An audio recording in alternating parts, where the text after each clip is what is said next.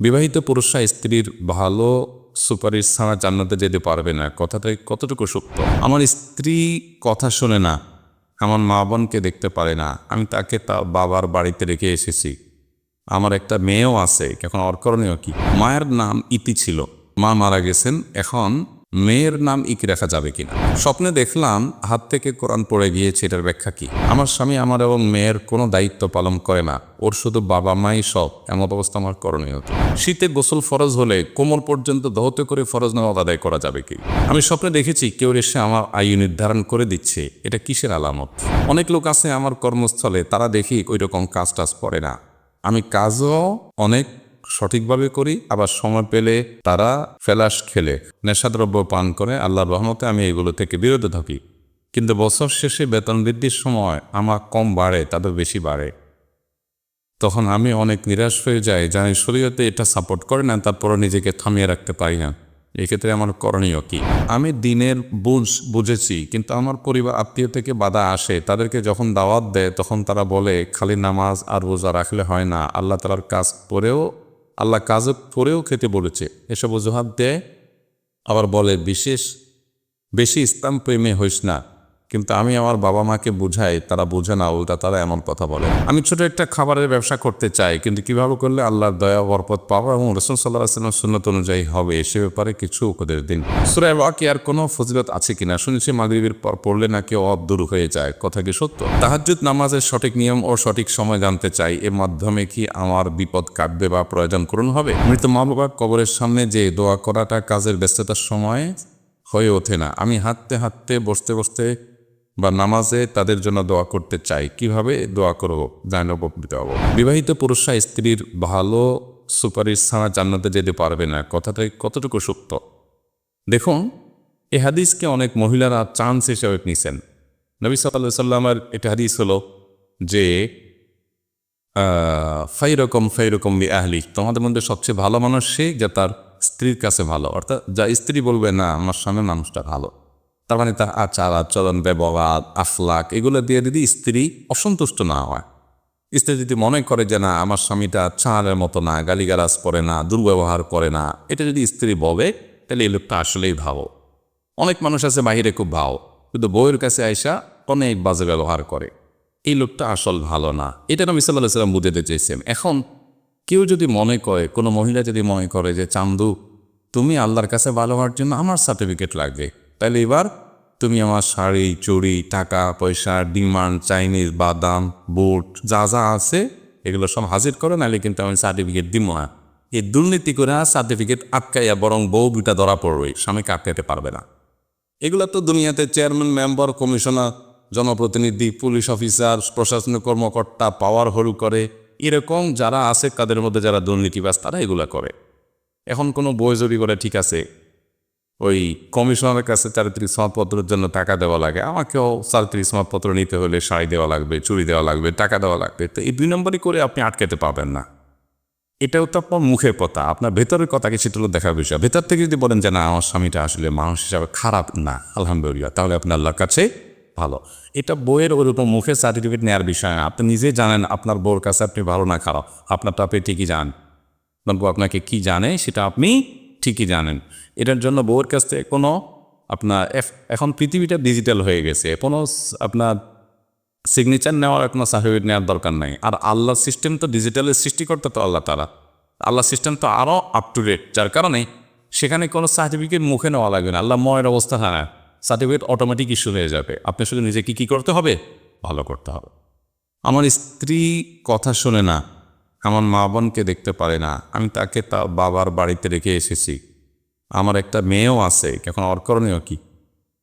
বউ কথা শুনে না, এই জন্য বাবার বাড়িতে রেখে আসছে, তার সুবিধা হয়েছে আরও ভালো, শান্তি মতো থাকবে। ভালো স্বামী হিসাবে এরকম ভালো স্বামী হওয়া উচিত যে বউ বেচারে আমার ফ্যামিলিকে শ্যুট করতেছে না, তো তাকে তার বাবার বাড়িতে শান্তিমতো রেখে রাখলাম, কারণ তার ভরণ পোষণ তো আপনার ঠিকই চালাইতে হবে, বাবার বাড়িতে থাকলেও খরচ আপনার দিতে হয়, তো এনে বসা বসে খাওয়ান আর ভালো তার জন্য। যাই হোক, যে সমস্ত মহিলারা স্বামীর বাবা মাকে অর্থাৎ শ্বশুর শাশুড়িকে দেবরকে দেখতে পারে না, এদেরকে আমি বলি এরা হলো ব্যাককল, ব্যাককল। কেন ব্যাককল? কারণ হলো নবী সাল্লাল্লাহু আলাইহি ওয়াসাল্লাম বলেছেন মানসাররাহু আন ইউসাতালাহু ফি রিজকিহি আও ইউনসারাহু ফি আসারিহি ফালিয়াসিল রাতিমা। যে ব্যক্তি চায় যে তার রিজিক আল্লাহ বাড়ায় দেখ, তার হায়াত আল্লাহ বাড়ায় দেখ, সে যেন আত্মীয়তার সম্পর্কগুলোকে সংযুক্ত রাখে, বিচ্ছিন্ন না কর। এখন কোনো মহিলা যদি চায় তার স্বামী কেন তার ভাইকে টাকা দেয়, কেন বোনকে আদর করে, কেন মা বাবার কথা শুনে, তাহলে এই মহিলা নিজের প্রতি নিজে চায়। কারণ এগুলো করলে তার স্বামীর রুজি কমবে, তার হায়াতে বরকত নষ্ট হবে। সে যদি তার স্বামীর ভালো চায়, তার নিজের ভালো চায়, সে বলবে এগুলো আরো বেশি করে করে, এগুলো করলে আল্লাহ আমাদের আরো বরকত বেশি দিবে। এই মানসিকতাগুলো আমাদের অনেক মা বোনরা ছাড়তে পারে না। আবার আমরা পুরুষরাও অনেকের দোষ আছে, বউরে সব কিছু জানায় দিতে হবে কেন? দরকার নেই তো। আপনি আপনার মতো কাজ করেন, বউয়ের কাছে এসে ফেরেশতা সাজেন, কোনো অসুবিধা নেই। এর কারণে গুনাহ হবে না, মুনাফিকের গুনাহ হবে না, বরং ফ্যামিলিতে সুখ শান্তির জন্য এরকম নাটক করা জায়েজ আছে। এ নাটক করলেও কোনো অসুবিধা নেই। বোর কাছে এসে অবশ্য আসবে না, হ্যাঁ ঠিকই তোর উল্টা করছে, এই সমস্ত আমার ভাইটা আমার বোনটা হান করছে, তান করছে, ঠিক আছে, ওদের জন্য যা করা সেটা ঠিকই তলে তলে করবেন। কথা কি বুঝাতে পারছি? অতএব মহিলারা আরেক ফ্যামিলি থেকে আসে, শ্বশুরবাড়িটা অনেক সময় প্রপার হেল্প পায় না, কোপারেশন পায় না। ননদ দেবররা অনেক সময় খারাপ চোখে দেখে, শ্বশুর শাশুড়ি ভালো চোখে দেখে না। বেচারিদেরও ওজোরের জায়গা আছে, এটা স্বামীর বুঝতে হবে। মায়ের নাম ইতি ছিল, মা মারা গেছেন, এখন মেয়ের নাম ইকি রাখা যাবে কিনা? কোনো অসুবিধা নেই। এটা খুব সুন্দর একটা কালচার, বরং এটা আরবে খুব ভালো আছে, আমাদের দেশে এটা কালচারটা নাই। আরাবিয়ানরা এটা খুব করে। বাবার নাম আবদুল্লাহ, বাবা মারা গেছেন, এখন আপনার একটা ছেলে হয়েছে, তো ছেলের নাম যদি আপনি আবদুল্লাহ রাখেন কোনো অসুবিধা নেই, বরং আরও ভালো। কোন অর্থে ভালো? যে এই ছেলের নাম আবদুল্লাহ, যতবার ডাকবেন বাপের কথা মনে পড়বে, তার জন্য দোয়া করবেন, এটারও ভালো, কোনো অসুবিধা নেই। মায়ের নাম হলে আর বাচ্চার নাম রাখা যাবে না এমন কোনো কথা নাই। স্বপ্নে দেখলাম হাত থেকে কোরআন পড়ে গিয়েছে, এটার ব্যাখ্যা কি? স্বপ্নের ব্যাখ্যা সম্পর্কে আমি বিশেষজ্ঞ নই এবং এটা আমার সাবজেক্ট না। তবে কোরআন থেকে দূরে থাকা, বিচ্ছিন্ন হওয়া, এটা আমাদের ঈমান এবং তাকওয়া দুর্বলতার লক্ষণ। বিধায় এরকম কিছু যদি দেখি আমি, তো আল্লাহু আলাম তার ব্যাখ্যা এমন হতে পারে যে আমি কোরআন থেকে দূরে আছি। অতএব কোরআন আরও কাছাকাছি যাওয়া দরকার, কোরআন শুদ্ধ করা দরকার, বোঝা দরকার, আমল করা দরকার। তাহলে ইনশাআল্লাহ বিদ্যা সেটা আমার জন্য উপকার বয়ে আনবে। আমার স্বামী আমার এবং মেয়ের কোনো দায়িত্ব পালন করে না, ওর শুধু বাবা মাই সব, এমন অবস্থা আমার করণীয় কি? অনেক পুরুষ এরকম আছে, সত্যি স্ত্রী সন্তান দিয়ে খেয়াল কাবর নাই, বাবা মা নিয়ে শুধু অতিরিক্ত সে মাতামাতি করে।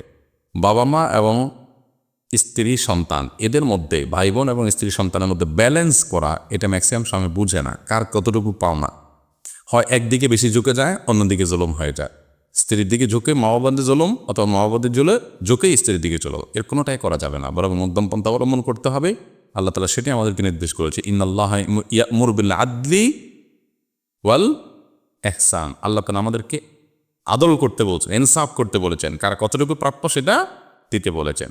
শুধু মা বাবা নিয়ে, বাইবেল নিয়ে করে থাকবেন, ছেলে মেয়ে স্ত্রীর কবর দেখবেন না, এটা সঠিক না। বরং মা বাবার যদি অন্য ছেলেরা দেখার মতো থাকে, তখন তাদেরকে দেখায় আপনার উপর এত কর্তব্য না যতটা কর্তব্য স্ত্রী সন্তানকে দেখার। কারণ তাদেরকে দেখার কর্তব্য একমাত্র আপনার উপরে, আর কারোর উপরে না। মা বাবারটা তো, মা বাবার আরও সন্তান থাকলে তাদের উপরেও কর্তব্য বর্তা। এই জন্য মা বাবাকে বেশি শ্রদ্ধা করতে গিয়ে স্ত্রীর প্রতি জুলুম করলে সেটা কাবিরা গুনাহ হবে। শীতে গোসল ফরজ হলে কোমর পর্যন্ত ধৌত করে ফরজ নামাজ আদায় করা যাবে কি? আর কত আইটেম আছে। এর আগে প্রশ্ন পাইলাম যে শীতে গোসল ফরজ হলে তায়াম্মুম করা যাবে কি না, গোসল না করে নামাজ পড়া যাবে কি না। এখন হলো কোমর পর্যন্ত দেওয়া যাবে কি না। কদিন পর বলবেন যে আঙ্গুলটা ধুলে হবে কি না। এর মানে আল্লাহর জন্য স্যাক্রিফাইস করতে আমরা রাজি না। আমাদের কষ্ট হয়, কষ্ট হওয়া তা স্বাভাবিক। মানুষ কষ্ট কখন করে? যখন মিষ্টি পামেশে আশা থাকে, তখন তো কষ্ট করে।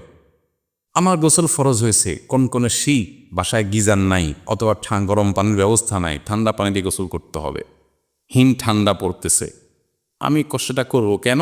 কারণ এই কষ্ট করলে আমি বিনিময় জান্নাত পাবো, অনন্ত অসীমকালের সুখের ঠিকানা আমার জন্য বরাদ্দ হবে। আপনাকে যদি বলা হয় যে আপনার জীবনে যতবার গোসল ফরজ হবে ততবার আপনি একেবারে বিলের যে ঠান্ডা পানি আছে বা কচুরি পানার যে পুকুর থাকে, এরকম পুকুরের যে ঠান্ডা পানি, এটা করে বরফের মতো ঠান্ডা থাকে, ওখানে একটা ডুব দিয়ে আসবেন। আচ্ছা, গোসল ফরজ টরজ না, আপনি টানা 2 মাস শীতের সময় প্রতিদিন ভোর 3টা বাজে উঠে একটা করে ডুব দিয়ে আসবেন, বিনিময়ে কী হবে? বিনিময়ে আপনাকে 10 কোটি টাকা দেওয়া হবে। এ অফার নিবেন না এমন কে কে আছে? সবাই নিব, আমি তো নিব। আরে 10 কোটি টাকা যদি 30টা ডুব দিয়ে পাওয়া যায়, ঠান্ডা একটু লাগলে না হলে অ্যালার্জি ডাক্তার দেখায় নিন, কী হবে? হ্যাঁ, 30টা কেন 200 ডুব দিতে রাজি আছে, কি বলো? তো কারণ আপনি 1 কোটি দিলে রাজি, আর একজন যে বলতেছে 1 কোটি দিলে রাজি, 10 কোটি লাগবে না। আপনি তো 1 কোটি, অনেকে বললো 5 লাখ দিলে রাজি। ভাই, আমার কাছে 5 লাখ আপনার 1 কোটি সমান।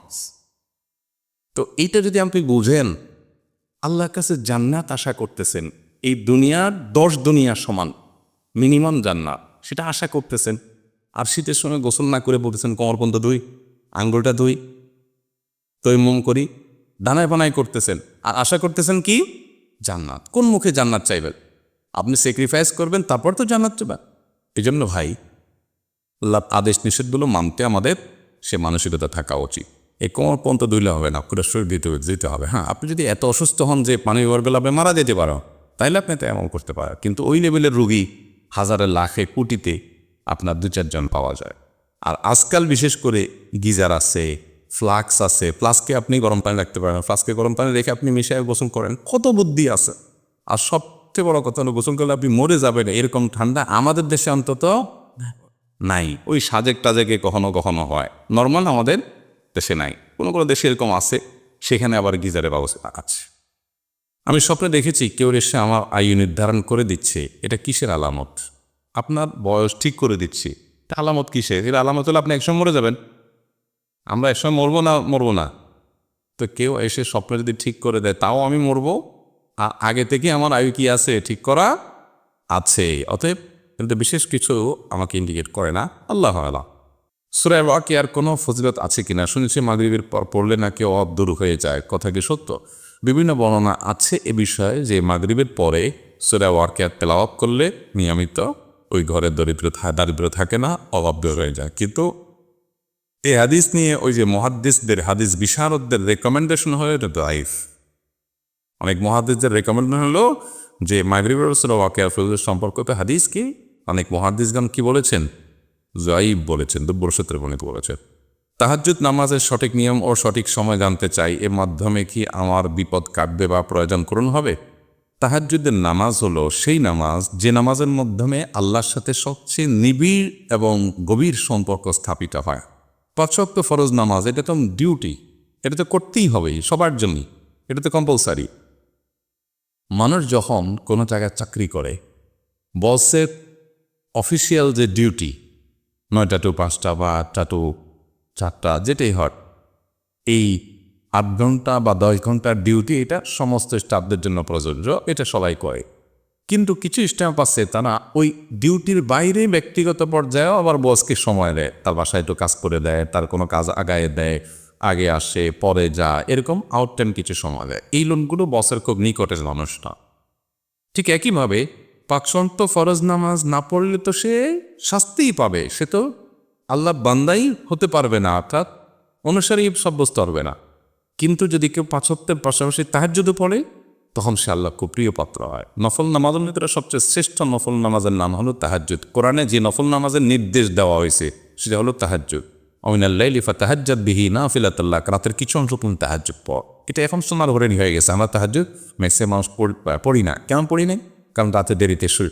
এই জন্য সংগ্রাম করতে হবে, রাতে তাড়াতাড়ি ঘুমাবো, রাতে দেরি করে ঘুমাবো না, সংগ্রাম চালাতে হবে যেই কোনো মূল্যে। এশার পর দ্রুততার সাথে যারা শুয়ে পড়ে তাদের জীবন অনেক বেশি প্রোডাক্টিভ হয়, অনেক বরকতময় হয়। আমার খুব আফসোস হয়, আমি সবসময় বলি, আপনি পৃথিবীর যত উন্নত দেশ আছে দেখবেন, পশ্চিমা দেশগুলোতে দেখবেন ভোর 4টা 4:30টায় কফি শপের মধ্যে বিরাট লাইন পড়ে যায়, মানে সবাই ঘুম থেকে উঠে গেছে।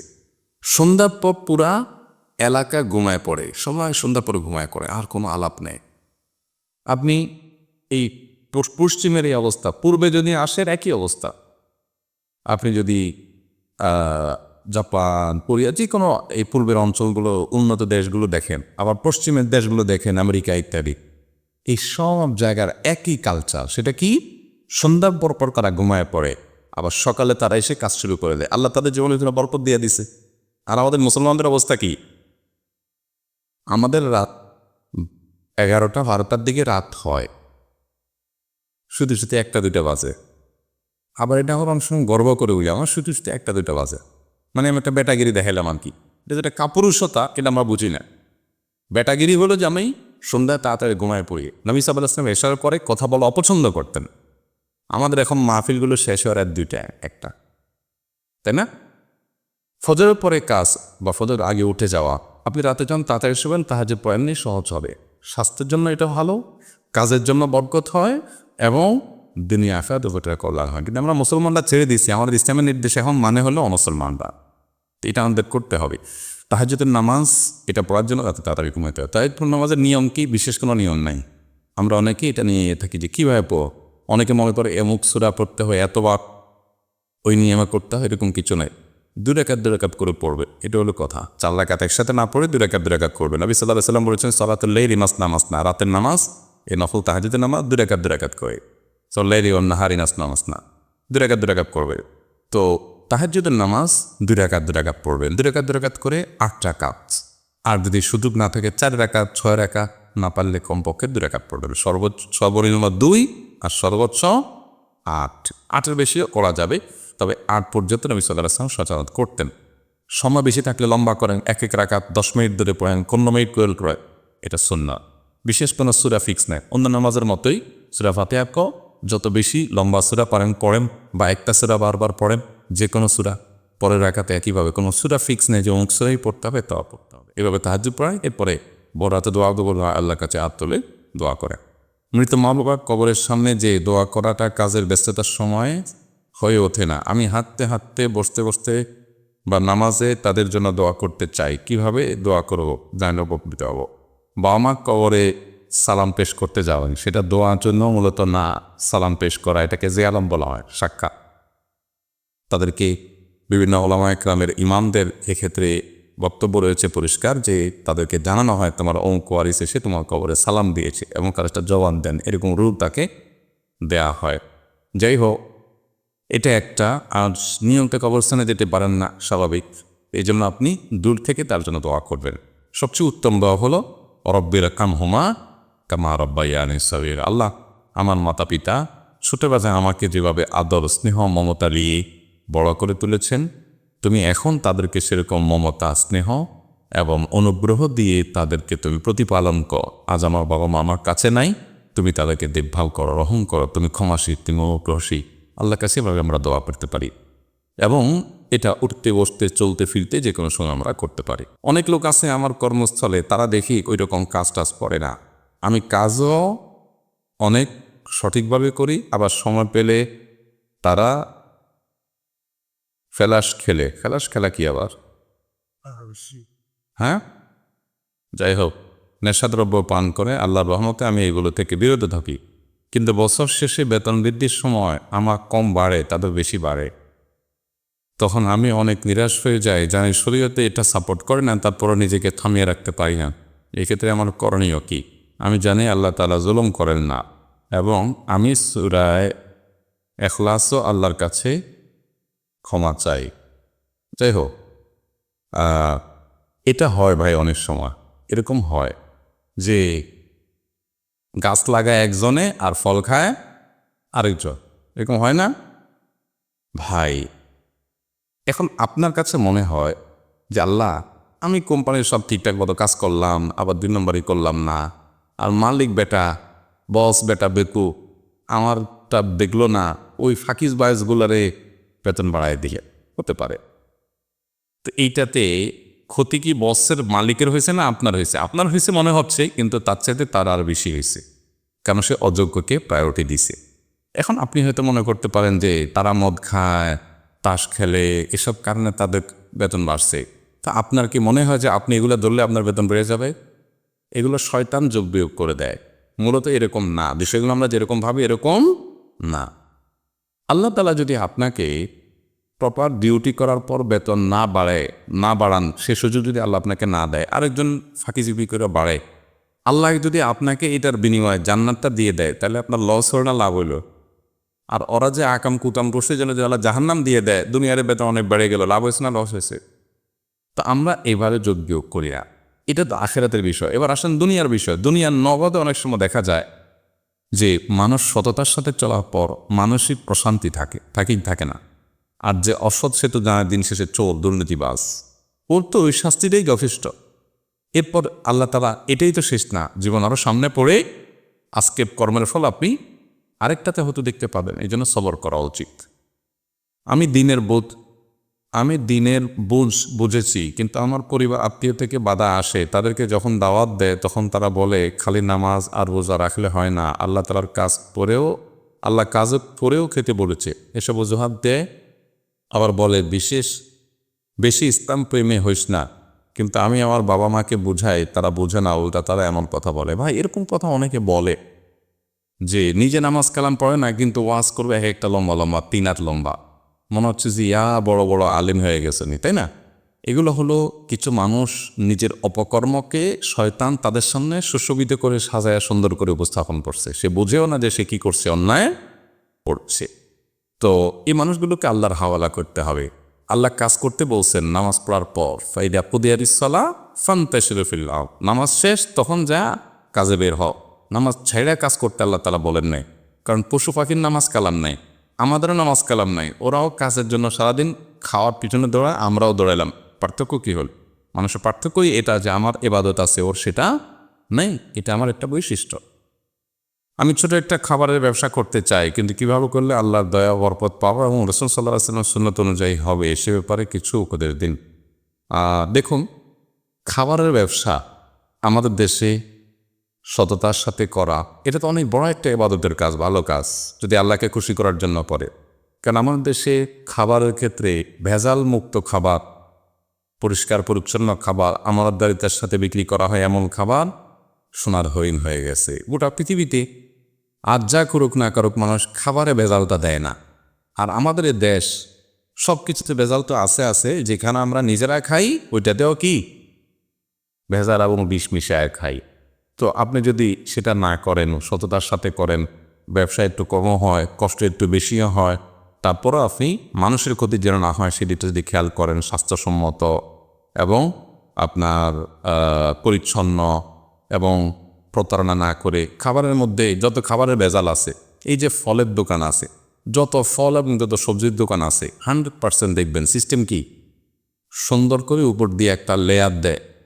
লেয়ার দেখে আপনার চোখ ছলছল করে উঠবে, এত সুন্দর, তাই না? আর তল দিয়া সব ছোট পাচা, বিভিন্ন রকমের টিলা টন্দর, এই আর উপর দিয়ে কি খুব সুন্দর। এটা প্রতারণা। আপনি যদি এই ব্যক্তিকে, কাস্টমারকে আপনি দিতে হয় উপর নিচ থেকে সমানভাবে দিবেন এবং সাধারণভাবে রাখবেন। দুনিয়ার অন্য দেশগুলো আমাদের মতো এত চালাকি করে না, অমুসলিমরা এরকম করে না। কিন্তু আমরা মুসলমান দেখবেন বড় একটা টুপি লাগা, দাড়িও আছে, হাতে একটা তসবিও আছে, উনিও 2 নম্বরই করেন, যে দেখান একটা দেন আরেকটা। তো খাবারের ব্যবসা করলে সেক্ষেত্রে সততার সাথে ব্যবসা করলে কঠিন, মহা কঠিন। কারণ ফল দোকানদার সবাই এত সুন্দর করে সরিষার তেল মেখে মেখে চকচক করে সাজায় রাখছে, আপনি বলবেন না ভাই আমি ডানায় বানায় করবো না, যেমনি আছে এমনি আছে, আপনার কাছ থেকে কেউ কিনবে না। এটাই হলো বাস্তবতা। না কিনলেও আপনি যদি সংগ্রাম করেন, মানুষকে বোঝানোর চেষ্টা করেন যে আমি এটা করি না, এবং একটা টার্গেট অডিয়েন্স, এখন অনেক মানুষ প্রিয় জিনিস খোঁজ করে ভেজালের মধ্যে, তো সেই মানুষগুলোকে টার্গেট করে, কৌশল করে এবং আপনার পরিকল্পনা করে সুন্দর করে যদি আপনি ব্যবসা করেন, আল্লাহ তাআলা বরকত দিবেন ইনশাআল্লাহ বিখাল্লাহ। বিধায় মাপে কম না দেওয়া, স্বাস্থ্যসম্মত খাবার বিক্রি করা, পরিচ্ছন্ন রাখা, প্রতারণা না করা, এগুলো একটা আদর্শ ব্যবসার মূল পয়েন্ট। এগুলোর মাধ্যমে আমরা এই ব্যবসাকে আখেরাতের ব্যবসা করে করতে পারি। নাকি জয়ীফ, সাধারণ মানুষরা অর্থাৎ যারা শিক্ষিতরা সহি জয়ীফ না মেনে আমল করলে হবে কিনা? কারণ অনেক আলেম জয়ীফ হাদিসকে প্রমোট করে থাকেন। সহি এবং জয়ীফ হাদিসের কথা অনেকে প্রায় শুনি, একটু জানা দরকার সহি এবং জয়ীফ হাদিস কি এবং এর মধ্যে পার্থক্য কি। আমি খুব সংক্ষেপে একটু বোঝাতে চেষ্টা করব, যদিও এটা একটা একাডেমিক বিষয়, এটা সাধারণ ওয়াজের বিষয় না। এখানে মাদ্রাসার ছাত্র যারা, তারা সহিহ হাদিসের সংজ্ঞা, জয়ীফ হাদিসের সংজ্ঞা, ক্রাইটেরিয়া এগুলো জানে, এগুলো সেখানে পড়ানো হয় একটা পর্যায়ে। তো সাধারণ মানুষ আমাদের বুঝবার জন্য যেটুকু প্রয়োজন আমি সেটুকু বলি। সহি শব্দের অর্থ হলো বিশুদ্ধ। সহি শব্দের অর্থ কি? মানে যে হাদিসটা প্রিয় নবী সাল্লাল্লাহু আলাইহি সাল্লামের হাদিস হিসেবে স্বীকৃত এবং শুদ্ধ, এ ব্যাপারে মুহাদ্দিসগণের আপত্তি নাই। তারা এটাকে বিভিন্নভাবে ভেরিফাই করে ওকে করেছেন, হ্যাঁ এটা নবী সাল্লাল্লাহু আলাইহি সাল্লাম থেকে প্রমাণিত, কার কথা তার কাজ। এটা হলো বিশুদ্ধ হাদিস, সহি হাদিস। জয়ীফ হাদিস হলো, জয়ীফ শব্দের অর্থ হলো দুর্বল। জয়ীফ মানে কি? দুর্বল। জয়ীফ হাদিস মানে হলো যে হাদিসটার যে বর্ণনা আমাদের কাছে আসছে, যে চেইন দিয়ে আসছে, আমরা তো রাসূল সাল্লাল্লাহু আলাইহি ওয়াসাল্লামের কাছে ডাইরেক্ট শুনি নেই, আমরা যে একটা কিতাবে পাইছি, একটা বইয়ে পাইছি, ওই বইওয়ালা আবার এইটা যেখান থেকে সংগ্রহ করছে তিনি আমার যার কাছ থেকে শুনেছেন, এভাবে 6টা 7টা চেইন হয়ে রাসূল সাল্লাল্লাহু আলাইহি ওয়াসাল্লাম পর্যন্ত গেছে। যিনি হাদিস গ্রন্থ রচনা করেছেন তিনি থেকে নিয়ে রাসূল আকরাম সাল্লাল্লাহু আলাইহি ওয়াসাল্লাম পর্যন্ত 5টা 6টা 7টা ধাপ আছে। উনি ওনার কাছ থেকে শুনেছেন, উনি ওনার কাছ থেকে শুনেছেন। এই ধাপগুলোর মধ্যে কোথাও যদি সন্দেহ ঢুকে যায়, সংশয় ঢুকে যায়, সে হাদিসকে বলা হয় জয়ীফ হাদিস। কথা কি বোঝাতে পারছি? আর যদি ওই চেইনের মধ্যে সন্দেহ না বরং মিথ্যা প্রমাণ হয় বা বড় ধরনের ঘাপলা ধরা পড়ে, তাহলে এটার নাম জাল হাদিস, মানে ভিত্তিহীন বানোয়া। তাহলে হাদিসকে আমরা মোটা দাগে 3টা ভাগে ভাগ করি। এক হলো সহি, আরেকটা হলো জয়ীফ, আরেকটা হলো জাল। জাল হাদিসটাকে মওযু হাদিস বলা হয় আরবিতে, জাল হাদিস বাংলা করি আমরা। তো এই বিষয়গুলোকে আমি ছোট্ট একটা উপমা দিলে আরো ক্লিয়ার হয়ে যাবে। ধরুন আপনার কাছে একটা লোক এসে বলল, ভাই আমরা এখন এই মুহূর্তে মসজিদে আছি, মসজিদের বাইরে বহুপ্রলের গেইটে অনেক ভয়াবহ আগুন লাগছে এবং আশেপাশে সব জোরে পড়ে ছাই বেড়ে যাচ্ছে। তাহলে এখন আপনারা কিভাবে বের হবেন হিসাব নিকাশ করে আগাইতে হবে। এই সংবাদটা একজন এসে দিলে, যে লোকটা সংবাদ দিয়েছে এই লোকটা তিনি বলেছেন যে এই সংবাদটা আমি অমুকের কাছ থেকে শুনেছি। ধরেন এই সংবাদটা মসজিদের ইমাম সাহেব দিলেন, তিনি বললেন যে আমি খতিব সাহেবের কাছ থেকে শুনেছি, খতিব সাহেব নিজের চোখে দেখেছেন। তাহলে এই সংবাদটা ইমাম সাহেব খতিব সাহেবের প্রতি আপনার যদি আস্থা থাকে, আপনার কাছে যদি মনে হয় না এই লোকগুলো মিথ্যা বলে না, এবং সবসময় তাদেরকে আপনি চিনে আসছেন যে না তারা কখনো মিথ্যা বলে না, মিথ্যা বলার লোক না, তাহলে সেক্ষেত্রে আপনার বিশ্বাস কি হবে? আগুন লাগছে না লাগে নাই? লাগছে, বিশ্বাসটা হবে না। এটা হলো সহিহ হাদিস, মানে সহিহ হাদিসের মতো আর কি। সহিহ হাদিসটা এরকম যে যেই চেইন থেকে হাদিসটা পাইছেন এই চেইনগুলো সব স্ট্রং, মজবুত, সবগুলো মানুষ বিশ্বাসযোগ্য, কোনো ঘাপলা নাই, মাঝখানে কোনো গ্যাপ নাই, তাহলে এটা হলো সহিহ হাদিস। আর জয়ীফ হাদিস কোনটা?